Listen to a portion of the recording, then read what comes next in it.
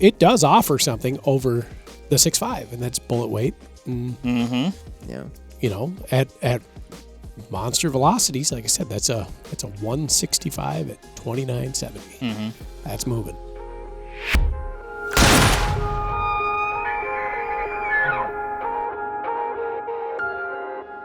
All right, everybody. We have Mr. Ryan Muckenhern across the table from Mark and I, and we're going to be talking about cartridges here. But this isn't a 10-minute talk. So we have free reign, which realistically speaking, we kind of take advantage of in 10-minute talks anyway, though we all know there is a real boundary somewhere around the 20-minute mark.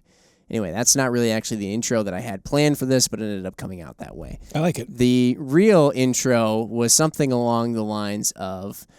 we discussed philosophically back on episode 101, I want to even say it was, the 6.5 revolution. We threw out some things about how 6.5 just seemed to be the thing. It was what everybody wanted. It was the answer. It was essentially the Mazda Miata of cartridge calibers, because Miata's always the answer when it comes to cars. That doesn't matter. Anyway, but what's the deal with now 6.8? We don't know. We've had umpteen million, it feels like, requests for us to talk about the 6.8 Western. That came out relatively recently. And so we, of course, everybody wanted to hear Ryan's thoughts on it. So we're going to talk about that a bit. We're also going to just talk about the 6.8/270, which are one and the same. In general here. So is the 6.8 becoming the new 6.5? Is that what's happening? I think it was on that same podcast that we talked about the pendulum swinging. Yes. And how we get bored and we change things just for sport. And I think there's some, probably some merit in the ballistics here. But nothing is new again. And we're I'm not going to say we're reinventing the wheel, but we're putting some new wheels on. Ryan, it's not a 270, it's a 6.8. Well, that's true. It's like every year when you have winter tires, Yeah. and you have them mounted up on a set of winter wheels, and you put those winter wheels on your car. Shoot, here I am, 2 car references. I'm sorry, guys. That's okay. But you put those winter wheels on your car, and you're always like, oh, it's kind of like new and exciting. My car looks different. Then you get sick of it by the end of the winter. You put the spring, summer wheels back on, and you're like, oh, it's new and exciting again. But same wheels. Right. You've always had. This is kind of that way. So full disclosure to everybody listening, I've never fired a 6.8 Western. In fact, I've seen exactly 20 cartridges. Right, because we bought a box pretty early on before Yeah. it probably disappeared into obscurity forever. So we haven't had one come into the shop yet. Because of the ammo crisis, not because we think it's a bad cartridge. Right. I haven't even had a customer write or call in that owns one yet.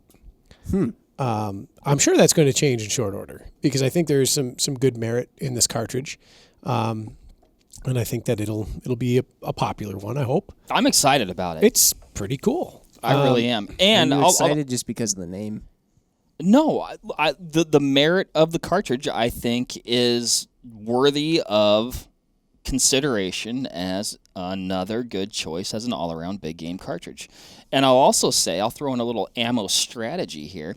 I'm sure these guys are making some 6.8 Western ammo.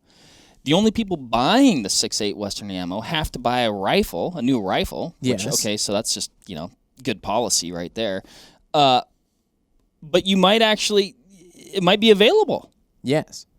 Because you've got to be in the crowd with the new rifle. We bought this box 20, like I said, until they fade, into just back order dumb. But right now, we were able to just go and buy a box. Yeah. And because, probably because not enough people have 6.8 Western rifles to be buying up that ammo yet. It was pretty handy. So, Ryan, you're excited about it. Let's talk about the 6.8 Western first, because we have so many requests for it. Let's just and you haven't shot it at this point in time. You've gotten to take a look at it. You've had this box of ammo for a bit. The thing is, though, you say you haven't shot it, but have you? Maybe, kind of. Sort of. Let's jump into the cartridge a little bit, kind of talk about what they were going for in the cartridge design. So it's a short action case. It's very similar to the Winchester Short Magnum case in dimension, proportion, etc. And And it's a case that's optimized around high BC heavyweight projectiles. Okay. And again, the naming convention is one I think that's going to catch a few people because it is a 270. The bullet is .277 inches in diameter. But for a very long time, it did not exist that there were projectiles that were heavyweight and high BC for that chambering. You could get like up to 150 grain projectile. And what was the reason for that, though? It's just kind of the way it was. It's kind of so like it doesn't have to do with the case length then. Nope. It was just just kind of the way it was. You can get some 110s, some 130s, some 140s, maybe some 150s. Right. Because people were like, "Oh, you want it's just 308?" That was the answer for a long time. Yeah. And then all of a sudden we went to other stuff like 6.5s, and it just always got kind of looked over. Right. So nobody had applied the make this a slippery projectile bullet design format to the 270 until a few years ago. I believe it was Berger came out with a bullet. There was a 277 diameter that was very heavyweight and very high BC. It was interesting because at the time there really wasn't anything on the marketplace in terms of cartridge that really warranted that bullet weight profile and BC. Your options were like 270 Weatherby, 270 Winchester, 270 Short Mag. You certainly couldn't load it in a 6.8 SPC. And anything other than that would have been like a Wildcat, like a 270 Gibbs. So 2020 was a pretty cool year for cartridges. So we had a couple of 27 caliber options hit the not the cutting room floor, but hit the floor. The Sig Fury, 277 Sig Fury, the 6.8 Western, and the 27 Nosler, which was an offshoot of the excellent Nosler case family. And front runners on those heavyweight, high BC projectiles. So somebody knew something somewhere down the line that things like this were to come in short order, and they developed a projectile around it. So we took a spin on a very old bullet diameter, and we made it longer with a pointier nose. It must be pointier. And added some weight to it and gave it a nice streamlined tip. That example there is a 165 grain. Pull this one away. Oh, for yeah. now. Well, we had the 6.5 BC out for reference as usual. Yeah, just for fun. And there you have it. That's a 6.8 Western 165 grain Nosler Accubon long range. So just making a bullet longer and heavier and more slippery is something you can do to any bullet, right? Theoretically. I mean, so you can have a 7mm with a really long, slippery, high BC, heavyweight bullet.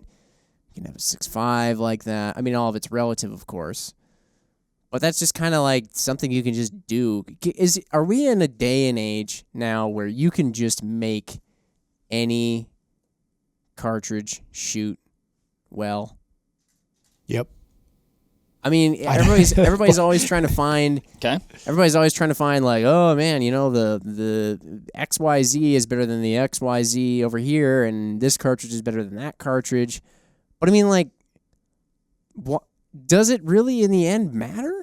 I mean, the caliber, how big of a pill you can push and stuff like that might matter depending on what you're hunting or something along those lines, I suppose. It's a really very difficult question to answer because I don't believe that the, quote, magic bullet exists in that one bullet diameter, weight, BC, sectional density, construction, etc. at any given velocity is better than any other because we can just get into this continual and perpetual add weight, change profile, change case, etc., and favor a caliber over another.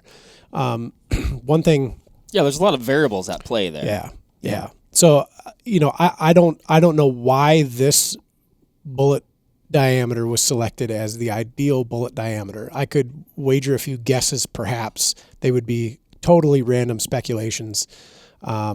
Some on the side of there's some big 270s that dropped from some big names this year, and it's great to get on board while there's energy there. Yeah. The other is maybe that is an optimal bullet diameter with respect to length, with respect to shape, and how it interacts with your case volume and your cartridge overall length. I'd have to sit and start measuring some stuff out to figure it out. What I do find interesting, though, is how quick people were like, this is it. When before there was something so very similar. Here it comes. From This was mind-boggling. Kind of the same company. And that is a 270 Winchester Short Mag. Different projectile in it. Yeah, so it's a 130 grain soft point. Right. It's federal loading. It's just their blue box Power Shock. So I bought this box of ammo in 2007. It says right on it.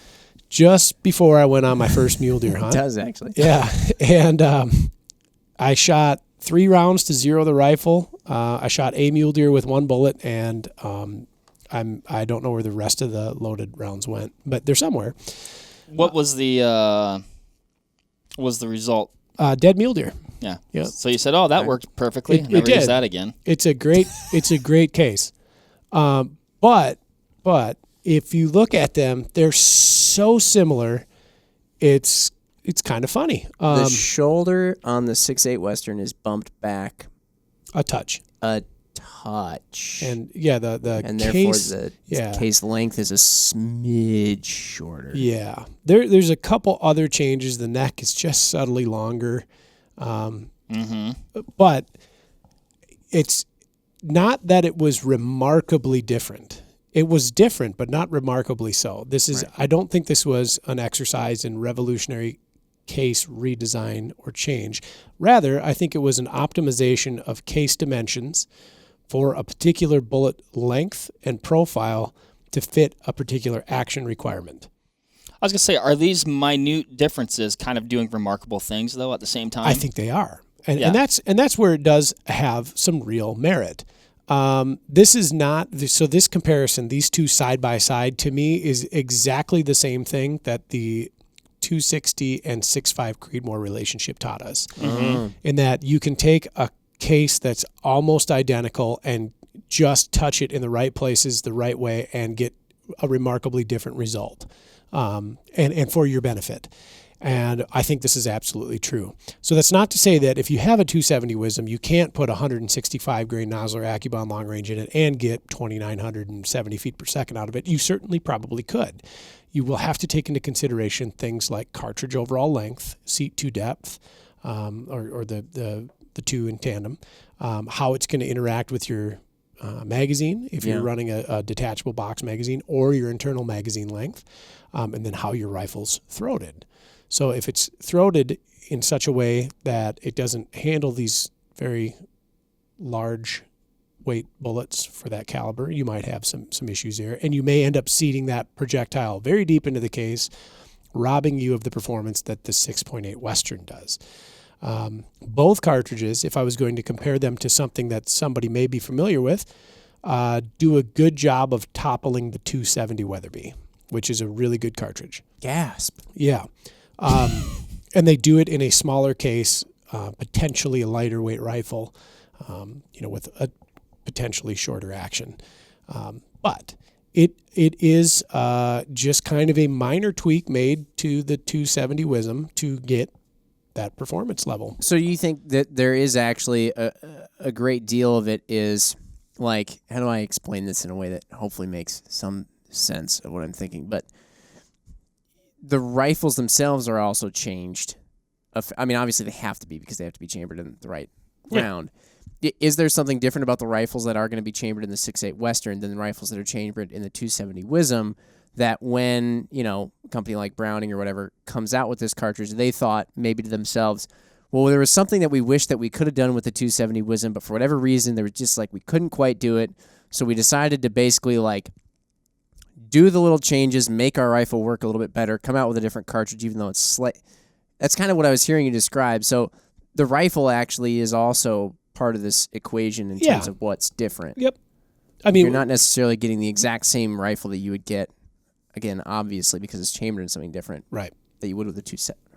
So does that make any sense? Yes. So magazine length here again. So you could take a 270 short. Magazine length is You could take a 270 short, and this is again. I have not loaded this case. I've not fired this case. I really couldn't tell you what would happen, other than guessing.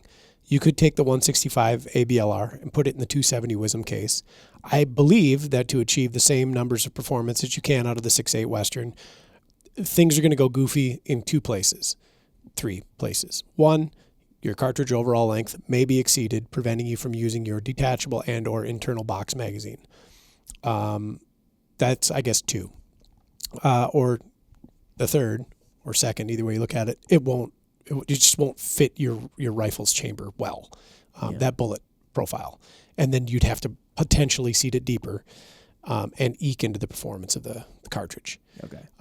So again, I think a good parallel to draw to this is the 260 6.5 situation, in which the case was optimized for that heavy bullet weight, that long bullet shape, to feed out of that magazine and to do so at similar or identical velocities. Well, and from what I've read too, a little bit, Ryan, and you'd probably know more than I do, but a lot of the 270 short mags have a slower twist rate. Definitely. Than That's the another 6.8 great Western. point. So you're looking at like a 1 in 10 for the 270 short, and then like what, 1 in 8, 1 in 7 point something. Yeah. So as we get a longer bullet and probably then a heavier bullet, we've got to increase twist rate.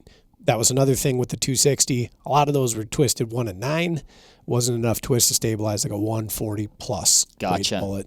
Yeah. So that's like those are some really good examples of like very tangible differences between the 270 of 2007 and the 6.8 of 2021. I was about to ask, when that 270 WSM, I'll throw one of those out there just for good measure.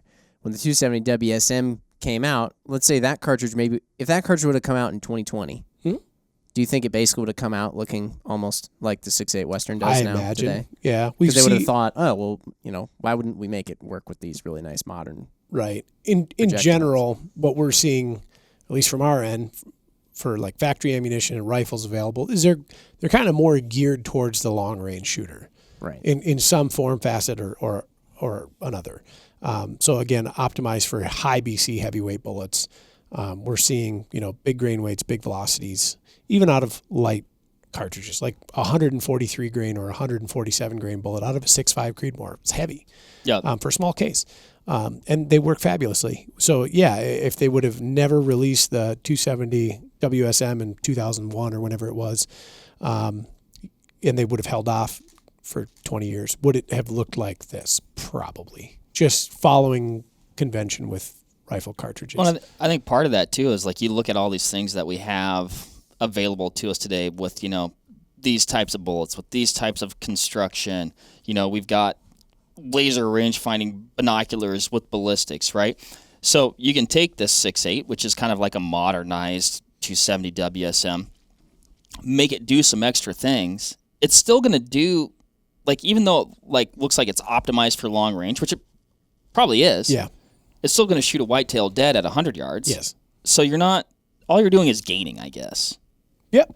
Yeah. I mean, I don't. It's like, why not do it? If you can do both just as easily, just do both.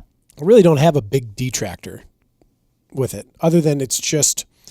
I'm not going to say it's answering a question that's never been asked, because I think it does. That's a nice bullet weight in BC for that caliber. I mean, it makes a lot of sense from a long range bullet standpoint.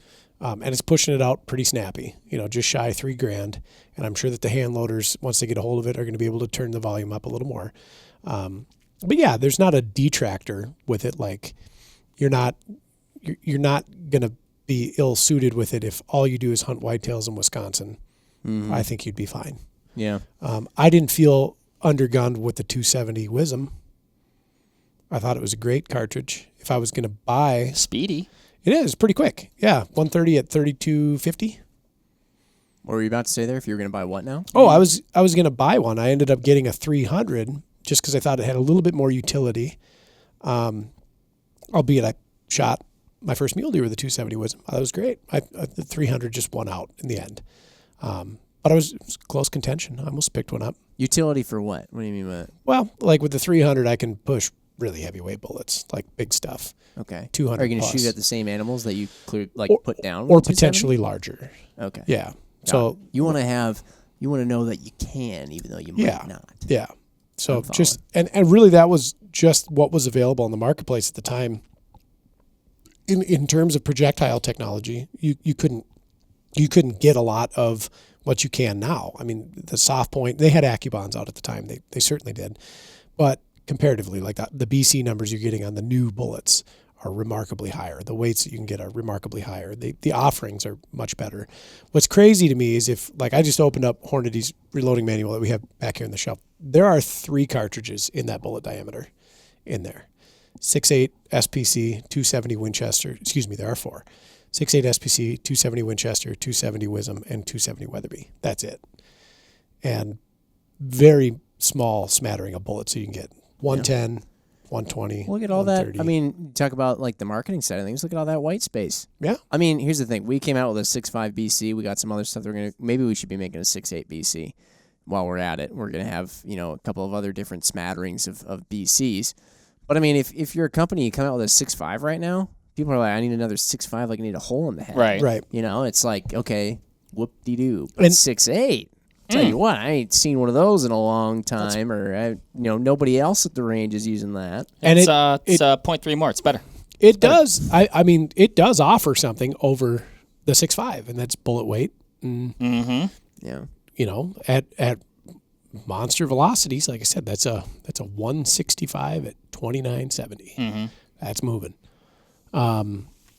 So I mean, it's a very formidable round. I would say that anybody who would be comfortable with their 7mm Remington mag hunting elk or mule deer or moose or antelope would find this cartridge quite endearing. Probably less recoil and arguably a better trajectory with similar weight bullets. I know we always talk about it, and so it's like probably like ad nauseum for some folks, but I just, for whatever, like, I would like to shoot this next to like the 300 WSM with a 165 because that's what I shoot actually quite a bit out of that gun, and that's going, what's that going again, Ryan? 32? 30?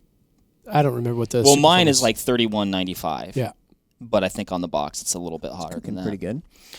But I'd be curious about the recoil, and of course, on all that, you can, like, okay, if you don't like recoil, put a brake on it if you want. I mean, there's ways to, take care of those things. But Mark, we've gone over this. Put a suppressor on. put a suppressor on it. A brake is for somebody else because I'm not going to put a brake on it. But I tagged Mark on the old suppressor v brake thing the other day. We got talking about barrel length, and I can't remember what you said. You asked me about barrel length on something. It wasn't the answer. You were, oh yeah, we were talking about rifles to use that for an upcoming. yeah, eventually barrel. I just had to walk away because you're right. And he's like, yeah, well, that barrel's like 26 inches long. I go, did you plan on hunting with a suppressor? He's like, well, yeah. I'm like, well, now you can't because I got you on the barrel length thing. That's why I need to start with a shorter barrel, though. Mark, you need And to then get I can over add the barrel the suppressor. Okay. Yeah, I don't know. There's a lot of futzing around going on there. I don't Mark, know. what is Mark if not a futzy guy? I want I'm not futzy. No, you don't. You don't. I like want futzing him around. to have a I just thought it'd be rifle funny to say. that's just good to hook. Like off the bat, ready to rock and roll. Done. Don't even got to goof with it. Never have to worry about POI shift with a suppressor on there. No paperwork. It's done. It's over with. It's got a brake on it. No, I don't want a brake. Okay. I don't. He We're doesn't. we're sidetracking Anyway, here. Mariah, you said something that was a bit blasphemous to many earlier on when you said that you felt that the 2 cartridges sitting on the table in front of us, I'll say 3 because the 6.5 BC is still here. Anyway, are better than the 270 Weatherby. Yeah. Now, and the 270 Weatherby is another cartridge that we've had a lot of requests to speak on. And so why is that? I mean, every time anybody hears Weatherby, that you think of the little yellow and red arrow lines on the road when you're playing Mario Kart, and it's those are the Weatherby little speed. They make you go things. faster. They just as soon as you say anything Weatherby, it just whoosh, And where credit the golden is, mushroom. where credit is due, at one time that was the answer, and I think it still holds true with a couple. I'll tip my hat to the 300 and the 257. Those two very near and dear to my heart. Very great, and 340, but more so the 300 and the 257. For a long time, Weatherby was absolutely the king of velocity and trajectory and energy because they offered something that nothing even came close to. And the 270 Weatherby does not offer a ballistic advantage over the 270 Short Mag really at all. It's as fast as that case could make that bullet go.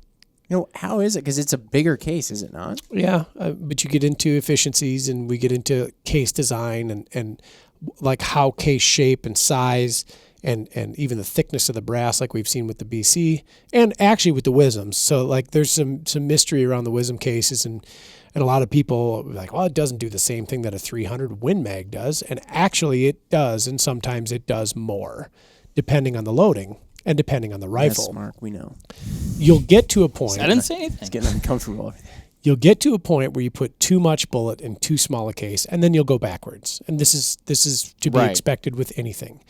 You know, we look at cartridges like 6.5 by 47 Lapua. Smaller case, higher pressure, stronger brass, higher pressures, more velocity.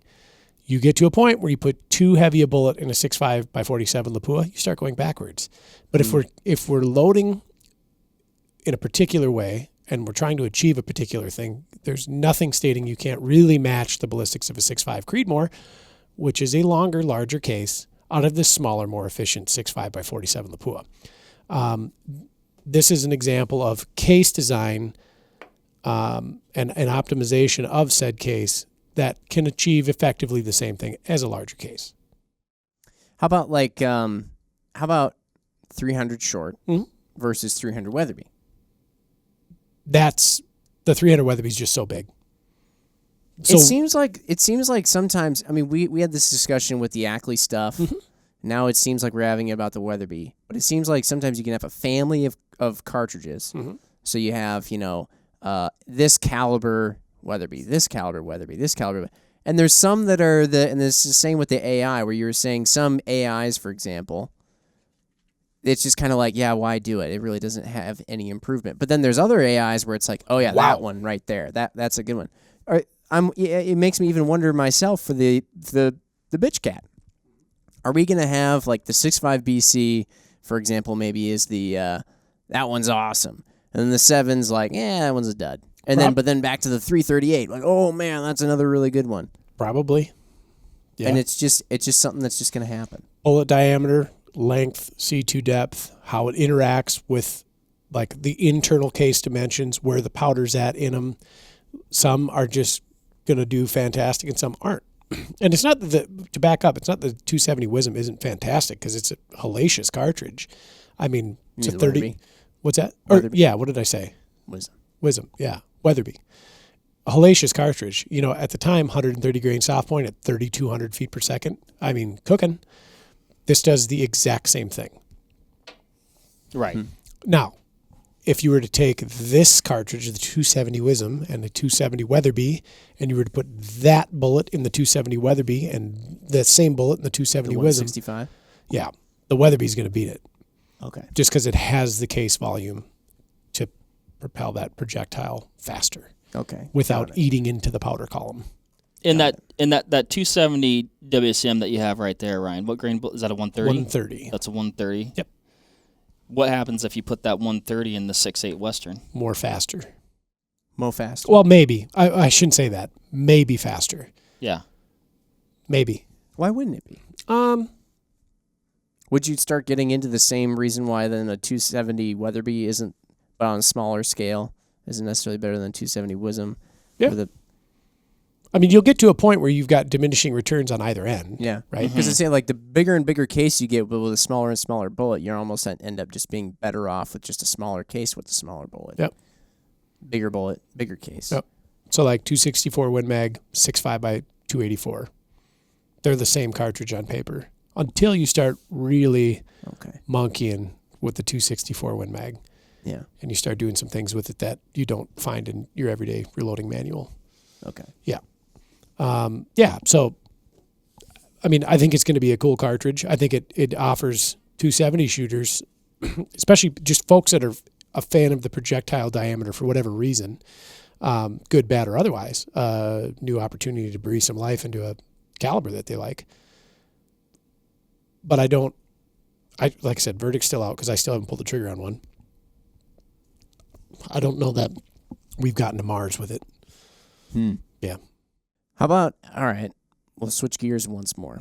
Now, we're talking about 6.8 here /270, and as you mentioned, there's really not a whole lot in this category, but there is this, brand new and exciting stuff. And there's one cartridge in there that's been around for a bit now. Not super long, but it's been around for a bit, and it just keeps hanging around. And that is the 6.8 SPC. Yeah. You mentioned it earlier. It won't go away. It doesn't. And it's not that I want it to go away. It's just that it won't. And You act like it's like constantly bothering you. No, it's not you know bothering- what? You know what's no, bugging it's me not this morning? that. That damn 6.8 SPC again. it's not that. Wasn't there a thing back in the day that was going to replace the 5.56? Well, I Yeah. think that's kind of what it was. Yeah, and then all of a everybody sudden was fell off like, the you need to planet. get an AR chambered in this because it's going to be the new thing. This is why the 6.8 is so much better than the 5.56.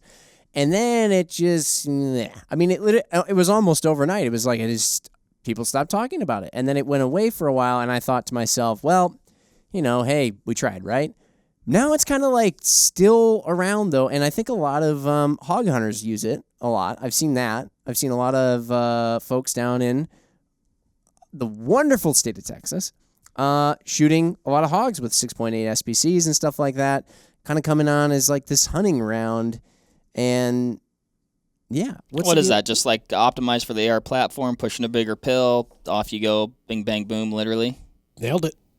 Okay. So I like it. It sounds like sound logic to me. it's a very good cartridge for what it does. And mild recoiling. It's a small frame cartridge, so it fits in the AR without any really crazy modifications. Granted, you need new magazines, new followers, new bolt face, or bolt, I should say, head. But it does. It's a good cartridge, and it was exactly as you had stated. It was a slated replacement for the 5.56. Reports are that it saw some limited distribution amongst the special forces communities. I remember that. Yep. And by all accounts, was remarkably effective. Like better ballistics than a 7.62 by 39 and a 300 blackout at the time, which was probably still just a 300 Whisper. I was going to say. Yeah. And better terminal performance than the 5.56. And it was a good cartridge, and it's again still is a good cartridge. Now, why it still is hanging on by that thread is really interesting. I think a lot of enough folks, jumped on it that it put a very good breath of life into the 6.8 SPC body, and we're not at the exhale yet, the final exhale, if you will. I mean, there's You think there's going to be another inhale? Could be. I mean, you never know. I don't see it jumping through the pages. 6.8's the new 6.5? Yeah, and there's something to be said for that. It was cool before it even knew it was cool. Right. There's something very real to be said about that. And it gets to be retro. I wonder if you'll see that pop up, if more folks will jump on it because of some of the 6.8s that have come out and because of the popularity that bullet diameter is gaining in the long-range crowd and the military crowd now. So I wonder if there'll be like this fresh breath of air that gets pumped back into the thoracic cavity of that cartridge. I mean, is that kind of another 6.8 versus 6.5 when you're looking at the 6.5 Grendel versus the 6.8 SPC, or way too different? No, yes and no. So the Grendel is interesting in that it's optimized for a pretty lightweight projectile for 6.5, but does a really good does a really good job long range with the right projectile that may not be optimized for that application. I think that the 6.8 was probably a good enough tweak to cartridge dimensions that allowed for like fully automatic feeding or reliable feeding through a magazine under inclement weather and conditions, and still had a respectable bullet diameter and weight for lethality. Okay. It's not that the Grendel is inefficient or ineffective in that.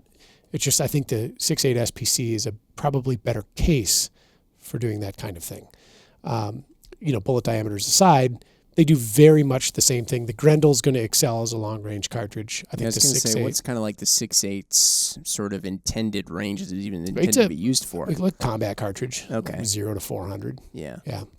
I've not read the white papers on it to figure out what their entire goal was with it, other than increasing the lethality like over the 5.56. And a lot of that does come down to like bullet technology too. So things that were not allowed in projectile technology at that time have been worked around, and now you can use certain types of bullets that do certain types of things when they encounter soft tissue, and that does then move that bar a little bit for the 5.56. Sure. Wait, when you say we're not allowed, literally by the rules of yes, like war expanding and things? projectiles. Okay, But there's an asterisk and a caveat there. interesting. Yes, and yeah, so So when they were making the 6.8 SPC at first to replace kind of the 5.56, were they using what I projectiles? believe were it was they a using? 110 grain or 100 and I'd have to look at. It was a metal case round, just full metal jacket. Yeah. And I want to say it was a 110. Oh, okay. Somebody fact checked me on that one. But now with 5.56, we have loadings like the 77 grain OTM and the 70 grain. What's the designation? Mark 262, 70 grain OTM. It's effectively a Barnes TSX. What does OTM mean? Out the melon? Open tip match. Gosh. Open tip match. Got it. Yeah. But so the 6.8 SPC. Well, you can think about it how you want to think about it. I think any cartridge that has its own thread and sub-threads on some of those big forums where people like to talk about rifles like AR-15s will live on in some degree of perpetuity. And it does. It's like I said, it's a good cartridge. In fact, I hunt with a gentleman who has taken several pronghorn antelope with it and done so very well. Yeah, it's a good round. He likes to hunt with an AR, and he has an AR chambered in 6.8, and he's killed some stellar goats with it. Obviously, he's not shooting full metal jacket No, projectiles. He's nope. shooting something. Is he loading for it, or is he buying this? No, he was buying some Silver State and I think some Barrett and Hornady ammo. Okay. Yeah. Well, like I said too, I guess I have seen a lot of people shooting hogs and stuff. With Yeah. them, so they got to be having projectiles for them that are good for that sort of thing. Yep. And there are bullet manufacturers that have come out with bullets in that grain weight appropriate for that cartridge. Like Hornady's got one, Barnes has one, Sierra has one, and they're made for that projectile. Just like the 300 AAC has bullets that are made for that. I should say for that case, not that projectile, for that case. Yeah. So you can get a bullet specific for the 300 AAC, or its intended use is for the 300 AAC. The bullet's designed in such a way that it works at the velocities that you would encounter, and it's not going to impede feeding or not going to take away from like exterior ballistics by being seated too deep or otherwise. So yeah, 6.8 SPC should hang on for some time, and it's a good intermediate cartridge. Fine for whitetails, pigs, antelope, things like that. I don't know that you can buy a bolt-action rifle in it anymore. Remington chambered. Oh, yeah, there was one. I remember that. Yeah, Remington chambered the 700 LTR, which was a really handsome little gun in 6.8 SPC. Huh. Or it might have been it was the LTR or LTR2, one of the two. My hunting partner had a couple of those. It was a neat gun, real mild to shoot, pretty decently accurate. But I think this will enjoy far more success as a hunting cartridge. The old 6.8 Western here. Yeah, It's a good looking cartridge. it is. It's fast looking. It is. It's interesting because when you look at those, the 270 WSM right next to that 6.8 Right. Western, when you kind of chop the head off it or the bullet, Right, because the very 6.8 similar. Oh, if they were rolling around on the table and you had to like quick grab one, Right. You wouldn't know. But at least what that WSM is loaded with right now, and I'm sure there's other, probably quote more modern looking bullets than what's in there right now. But they look vastly different from one another with the bullet seated. Mm-hmm. Like one is like, oh man, that's modern, hot, slippery, Yes. long range, and the other one is like, oh, I found that when we cleaned out my grandpa's garage. Yeah, I was thinking the exact same thing. Just needs It's a modern cartridge. I mean, it's not that old of a cartridge in the grand scheme of cartridges. No. It does look fairly unimpressive. It's you know what it is? It's that we're so used to seeing projectiles these days with this little colored pencil tip instead of this mushroomy lead round nose. That's whenever I see a mushroomy lead round nose, I think, oh, that's old. You know what though? Right. You could sign your tag with only one of those bullets, and it's this one. That's a you bring Can up I see your piece of paper? a here? valid point. Yeah, don't ruin my notes. Ryan's proving a point. Look at that. Just like that. So keep a little bit less gear in your pack. Look at this. You've dramatically changed the ballistics now of these projectiles. Right. That signature causes cancer in California. That's Ryan. true. I don't know that this spells the end for the 270 WSM though either. It'll be interesting. No. It'll be interesting to see what happens. If the 6-point ASPC is still around, and I don't have any issues with it. I want to make that very clear. In fact, I think part of my seemingly issue is that I kind of always wanted one, but I still just never got one. Anyway, but if that's still around, the 270 Wisdom's going to be around. I think so. I think for the 260 is still around, and people love it and swear people by love it. It has enjoyed a resurgence. Yeah. I've always been super drawn. I've never owned or shot, but just the ballistics and the speed, I've always been really, really drawn to the 270 WSM. Yes. And now, It's got Western in the name. I'm drawn to the 6.8 Western. I like it. I think it's a good I'm very cartridge. Yeah. curious about it. I think if you have one, it's not worth necessarily getting the other. But if you don't have one and you're thinking about maybe a little bit less recoil than a 30-something and maybe a little bit more downrange oomph than a 6.5 something, it's a viable choice. Yeah, right? Yep. Yeah. And there's going to be affordable commercial ammunition out there. And for a lot of the other high-step and 270s, well, the other two, the 270 Weatherby and 270 Wisdom, pretty limited on the bullet selection, if that's the kind of bullet that you're looking for. High weight, high BC. So Yeah. we'll see what they add, though. The thing that's so goofy to me is just it's all relative, right? Mm-hmm. Like you bring up, oh well, if you're looking for something with a little more oomph than a 6.5, but not as much recoil as a 30, then this is perfect. But here's the thing: is that then about the 30, you would say, well, if you're looking for something with a little more oomph than a 6.8, but a little less recoil than a 338 or whatever it is, Check out the 30. Check out the 30. And it's just there's always one of the, like, everywhere you are in terms of what you're going to be doing with a cartridge, there's something that's like a bit anemic, nice light recoiling, and it should get the job done.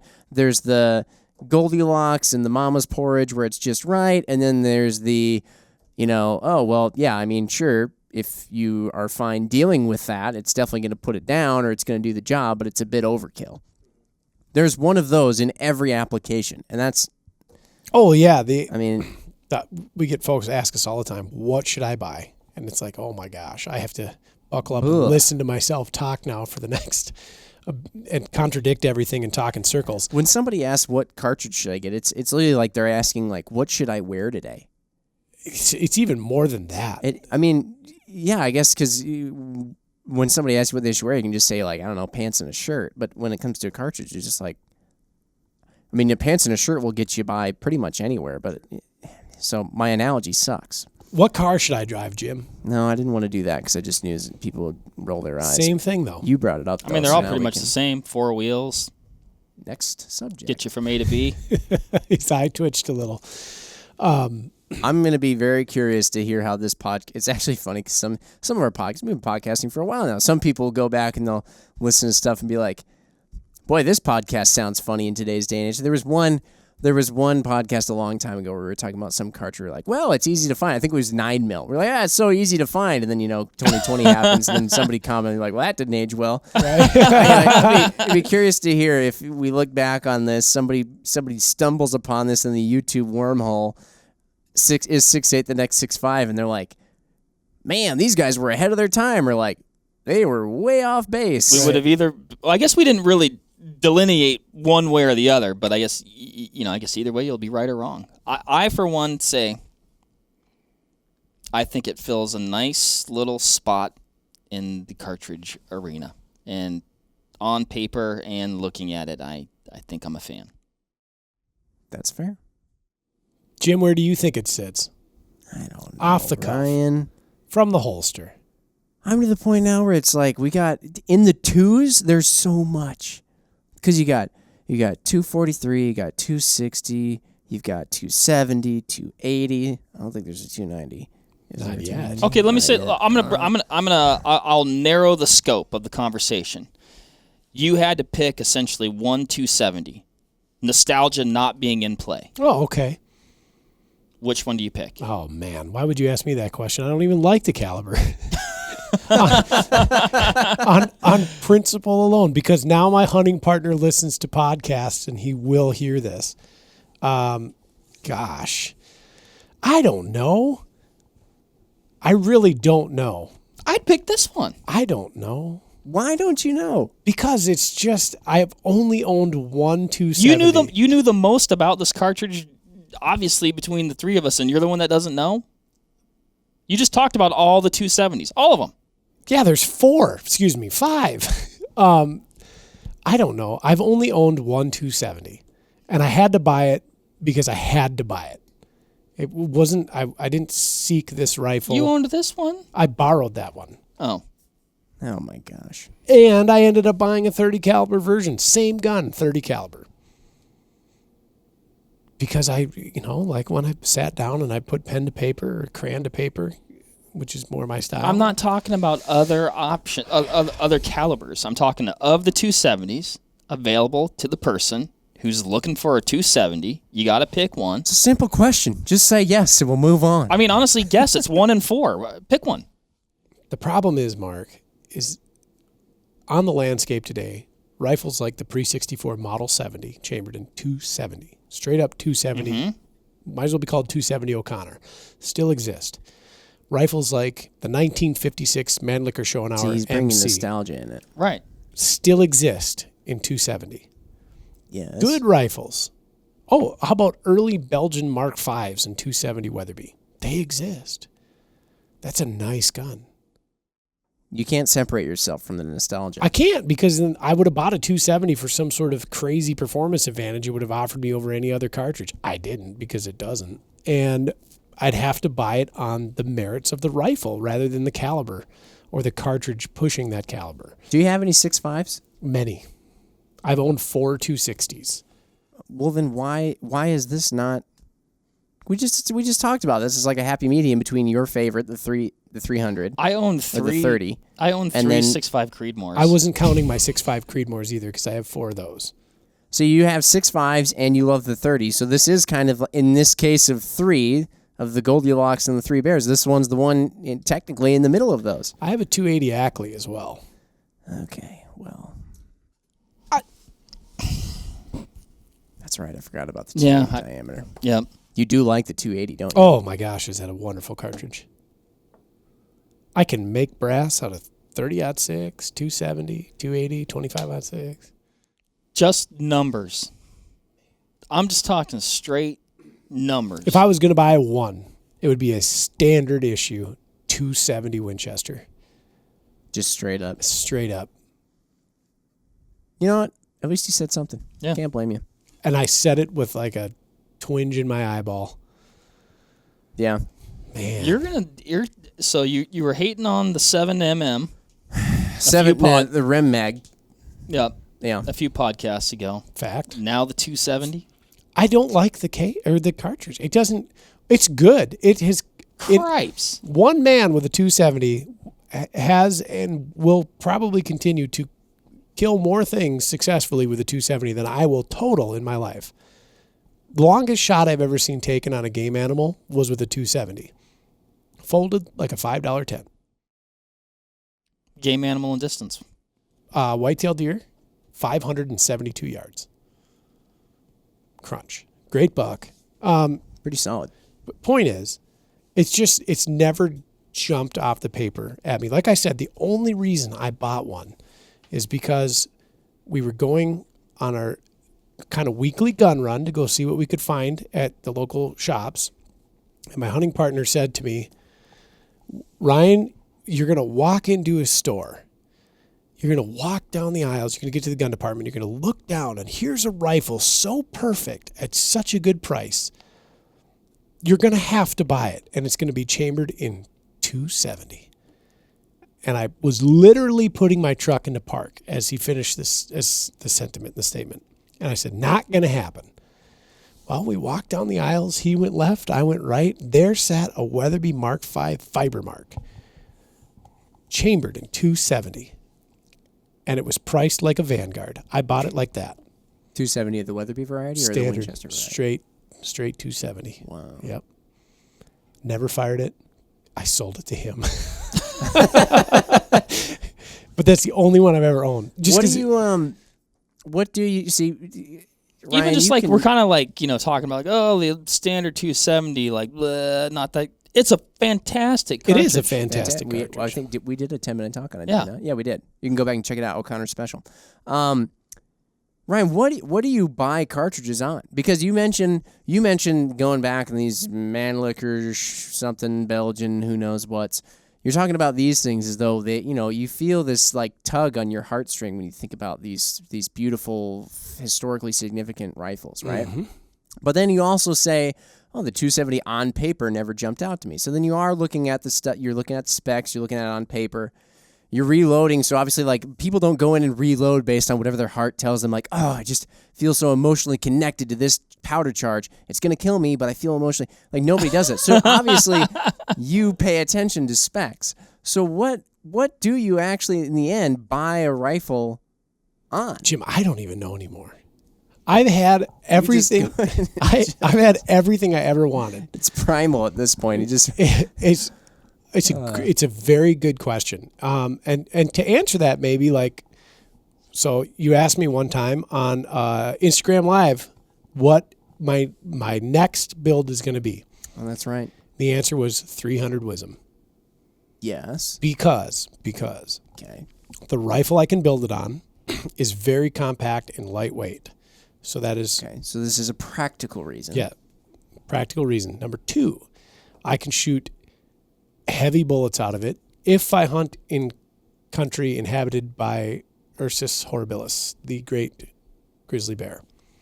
And that is a piece of assurance for me because that is a cartridge that pushing the right projectile can go through and through.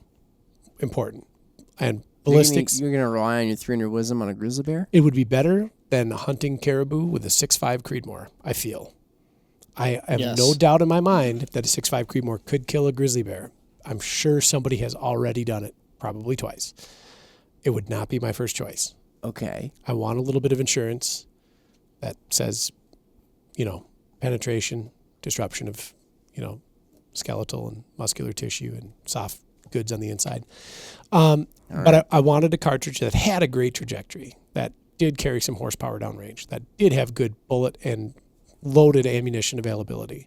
Okay. And that is one that does that. So you're looking at, now there's a practicality thing. There was this idea of some sort of a final product and how you wanted to use it. Mm-hmm.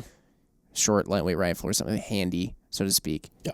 But then there was the specs, there was the numbers, there was the on paper side of things But there's no emotion in that. That's all business right there. What you just described. The thing with the 270 is that nothing about it is really fantastic to me.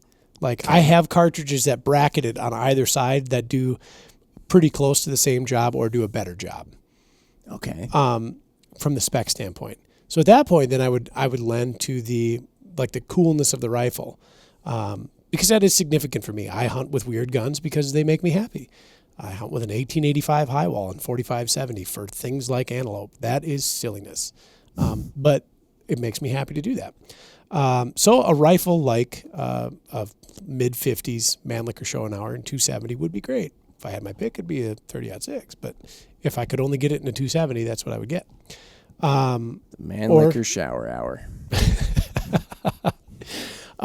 Or a pre-64 Model 70. That one kind of set me back a little bit. Pre-64 Model 70 and 270 would be great too because of the historical significance to the arm. Right? Okay. And it would do a fine job on it. So it's okay. So I think I'm breaking it down, Ryan. This is at this point now. We're just trying to enter the mind of a Ryan Muckenhern. It's a dark place. First, you tend to gravitate towards practicality. Perhaps. If practicality can't be met, then fallback item, because in some cases you're just too stubborn to care about practicality, is the emotional aspect and sometimes into it. Sometimes that one's weighted higher. Right, because the 18 whatever high wall is a perfect example. Yeah. You knew that wasn't practical, but you just out-stubborned yourself and let your emotions take... Okay. And at the end of it, I would have bought a Sharps in a 4570 if I had my way, but budget dictates that I couldn't practical and emotional. Interesting. Maybe. Maybe so. Yeah. Well, I can't figure you out. Yeah. The world may never know. But anyway, if you are one of those people that's listening to this in like a year, comment. By all means, please do. Tell us how the 6.8's doing. I'm genuinely curious to see what happens here. I mean, right now, in the midst of when the 6.8 came out, it came out in this ammo crisis, which we mentioned earlier on. So, I mean, yeah, I guess if you want a gun you can get ammo for in some way, I mean, there's one little tick in its, or nod in its direction. But then, of course, like now, I'm sure a bunch of people are pissed off because they're mad at ammo manufacturers now who are going to make some 6.8 Western when they could be making other stuff. That it was in the folds of production before any of this all went down. Right. Yes. Right. Yeah, it's not like a cartridge gets developed. Well, it's not like a commercially SAMI-spec'd cartridge gets developed in a matter of a week or two. Sometimes a Wildcat gets spun up in about a week or 3 days. A little more freedom there, Yeah, you know? Yeah, a little bit. But yeah, it's not like that happens in just overnight. I am excited to see the infield reports because on paper it does offer the shooter a pretty cool ballistic advantage over contending cartridges. I was going to say, if the two guys I'm heading to Prince of Wales to bear hunt get there sometime, which I think one already has theirs. Oh, no kidding. They will both have 6.8 Westerns. Right. I will hopefully live to tell a tale of how those cartridges do out there. I'm certain. Please do. Are you going to go out with your 300? 300 or possibly another option. We'll see. 300 WSM or possibly another option. I'm excited. So excited. Yeah, it's all right. Awesome. Good stuff. All right, thanks everybody for listening as usual, and never fear too because we're just gonna keep rolling as well. Like cartridge talks are a thing. We like talking about them, so we're gonna keep rolling with the normal 10-minute talks. Those will come out on occasion. Please let us know your suggestions. Hey Ryan, real fast as we sign out. There's one particular listener who comments very frequently, very adamantly, caps lock with a lot of exclamation points, about a cartridge that you might know about, or maybe if not, might have to do some researching on because it gets asked a lot. It's like 354 something Self-loader. KCG Canadian. Huh? All I know is KCG Canadian at the end of it. This is something I don't It's 3 digits with a dash, then 2 digits, and I know the first one is a 3, so it's like 350. We're not talking about 351 self-loader? No, it has KCG Canadian, and trust me, I don't, because usually they actually comment 3 times on each YouTube video. If you're that viewer, we've got some work listener, to do. We've got some work to do because this could be, I don't know, I'd never heard of it before. Things I'm not versed on, the enormity of cartridges available on the European landscape, like whole different thing. And cult favorite Wildcats. There's a lot of them out there. Right. Yeah, so I'll look into this. I'll figure out what that is. That was a curveball at the end there. But keep your suggestions for cartridges you want to hear us talk about rolling. We love getting them. Thank you very much, everybody. See you on the next one. Thanks, everybody. Bye. See ya. There you have it, folks. Thank you very much for listening. As usual, give this video a like if you liked it, comment something below, and give us a subscribe to the Vortex Nation podcast channel. It would mean a lot to us. Also, why don't you give us a follow over on Instagram while you're at it, at Vortex Nation Podcast. We'd love to hear from you over there, and we'll keep you updated with all kinds of cool photos and videos from our adventures that we do here. Otherwise, we will see you on the next one. Thank you again. Happy hunting and shooting, everybody. Have a good one.